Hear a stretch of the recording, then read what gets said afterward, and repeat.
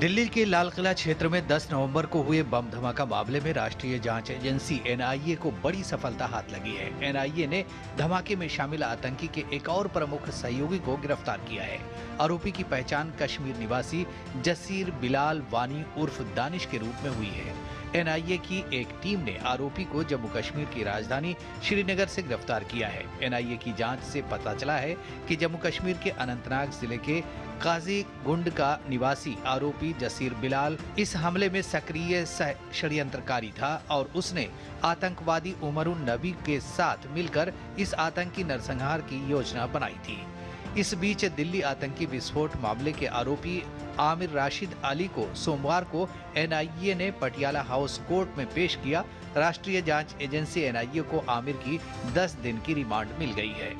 NIA ने दलील रखी कि इन्वेस्टिगेशन के लिए 10 दिन की रिमांड भी कम है, क्योंकि इन्वेस्टिगेशन अभी कंप्लीट नहीं हुई है और इसमें और कौन कौन लोग शामिल हैं उसको पता करना बहुत ज़रूरी है। बहुत सीरियस मैटर है ये, इसलिए 10 दिन की जो रिमांड है वो कोर्ट ने ग्रांट कर दी।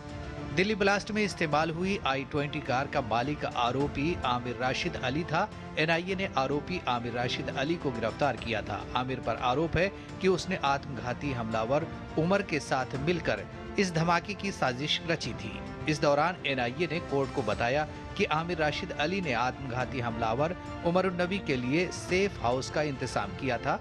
उसने लाल किले के पास हुए धमाके में इस्तेमाल किए गए आईईडी को बनाने में हमलावर की मदद की थी। एनआईए विस्फोट के पीछे की साजिश का पता लगाने के लिए विभिन्न पहलुओं पर जांच कर रही है। आतंकवाद रोधी एजेंसी की कई टीमें विभिन्न सुरागों का पता लगा रही हैं और आतंकी हमले में शामिल प्रत्येक व्यक्ति की पहचान के लिए विभिन्न राज्यों में छापेमारी कर रही हैं। Doctor Adil, doctor Parvez, doctor Arif, doctor Farooq और डॉक्टर शाहीन ये आतंकवाद के वो सफेद चेहरे हैं जिन्होंने दिल्ली के साथ साथ देश भर में धमाकों का नेटवर्क तैयार किया था। दिल्ली में बम धमाके के बाद जैसे जैसे जांच आगे बढ़ रही है, आतंक के सफेद पोश चेहरों से नकाब हटता जा रहा है। आतंकी संगठन जैश ए मोहम्मद के फरीदाबाद मॉड्यूल की सबसे खास सदस्य डॉक्टर शाहीन ने पाकिस्तान समेत कई देशों में नेटवर्क स्थापित किया था। उसके संपर्क में पाकिस्तानी सेना के एक डॉक्टर समेत कश्मीरी मूल के तमाम डॉक्टर और छात्र थे जो देश के अलग अलग राज्यों में फैले हुए हैं। कश्मीरी मूल के 100 से ज्यादा डॉक्टर और मेडिकल स्टूडेंट एजेंसियों के रडार पर हैं। एनआईए द्वारा श्रीनगर में डॉक्टर शाहीन और डॉक्टर मुजम्मिल से पूछताछ में पता चला कि उन्होंने पाकिस्तान, मलेशिया, तुर्की, यूएई, मालदीव, बांग्लादेश समेत कई देशों में अपना नेटवर्क स्थापित किया था और उनकी योजना दिल्ली में कई जगहों पर बम धमाके करने के बाद भागने की थी। जांच एजेंसियों की पूछताछ में सामने आया है कि फरीदाबाद मॉड्यूल के निशाने पर दिल्ली और बड़े धार्मिक स्थल थे। इस मॉड्यूल को जैश ए मोहम्मद बीते करीब 4 साल से तैयार कर रहा था।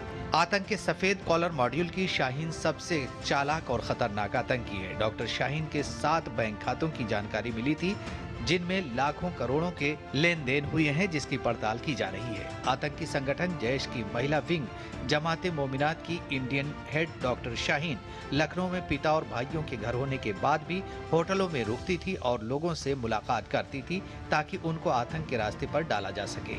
लखनऊ में डॉक्टर शाहीन आधा दर्जन से अधिक लोगों के नियमित संपर्क में थी। अब जांच एजेंसियां इन लोगों की तलाश कर रही हैं। जानकारी के मुताबिक कानपुर मेडिकल कॉलेज में असिस्टेंट प्रोफेसर की नौकरी छोड़कर डॉक्टर शाहीन ने 2016 से 2018 तक यूएई में नौकरी की और वहीं डॉक्टर शाहीन की मुलाकात जैश की महिला विंग से हुई। जांच में कई नाम सामने आ रहे हैं और व्हाइट कॉलर आतंक की जड़ धीरे धीरे पता चल रही है कि वो कहां तक फैली हुई है। ब्यूरो इनपुट के साथ नीरज सिंह की रिपोर्ट, डीडी न्यूज। दिल्ली में हुए बम विस्फोट के मामले में कांग्रेस के पूर्व सांसद